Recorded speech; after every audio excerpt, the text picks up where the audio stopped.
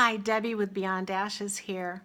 I was going to write a post, but I got to thinking that, when you read, you can't really hear my heart. You can't hear how I'm feeling at the time, and so I decided to do a video.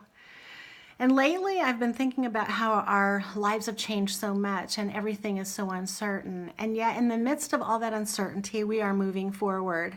And kudos to us for doing that. And then, along the way, a wound will open, sometimes inexplicably. Doesn't mean that we've heard a song or somebody has said something or any particular day has caused this. It doesn't have to be a trigger. And all of a sudden, you are feeling the pain like you did the day they died. I don't exactly know how this all works, but I know that God has a purpose in it and that He esteems our tears greatly. And that's what I wanted to share with you a little bit, is that for me, my faith is the most significant piece of my puzzle. That I know that God sees and He knows and He cares and He esteems my tears greatly and He keeps them all in a bottle. And by the way, my bottle is kind of large. Maybe He's even got another one at this point. Now, posting something like this, I realize that not everybody comes from a faith kind of perspective.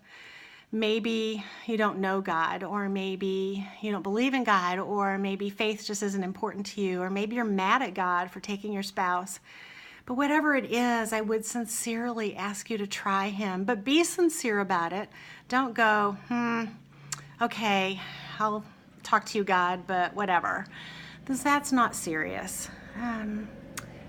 I think if you're going to be talking faith and you're going to be talking God, that you need to be sincere, you need to be real. Because what's the point if you don't? And I would have to tell you that, give Him a try. He's a big enough God to answer your questions, to absorb your pain, to be there for you. And you have nothing to lose but fear. You have nothing to lose but your sin. You have nothing to lose but an unhopeful future. You just tell Him, Lord, if you're really there, please forgive me my sins and come into my life, come into my heart. I want to give you a try. I want to give you a sincere try. And when you do that, you have everything to gain. You have that peace that passes all understanding. It just is a joy that's way down inside. It's not a happiness. Happiness is so fleeting. And as I'm talking about happiness, I know you've heard in the background these little car-like things that the kids in the neighborhood have been riding around the cul-de-sac. And I was going to record without that in the background. But you know what? Watching those kids brings me joy. It brings me happiness. It's life. And they know that it's okay to ride their little things down around by my house. And I want them to know that I love them and that they're accepted, and I love that they're having fun. But God gives you something a lot deeper. It's not happiness based on circumstance. It's joy. It's a deep joy. And the joy is deeper than my wounds.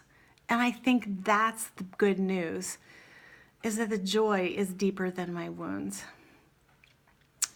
The other thing that makes a big difference for me is that I'm not alone. I mean, I am alone. I lost my husband. The kids are grown. I'll be 61 next month. So,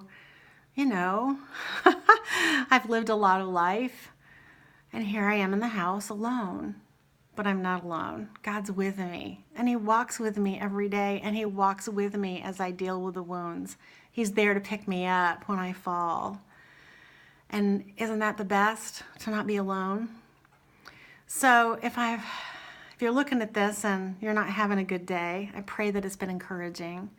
But I hope that this has been one of your good days. And I ask that you just give God a try if you've never given Him a try. I wish you peace and blessings.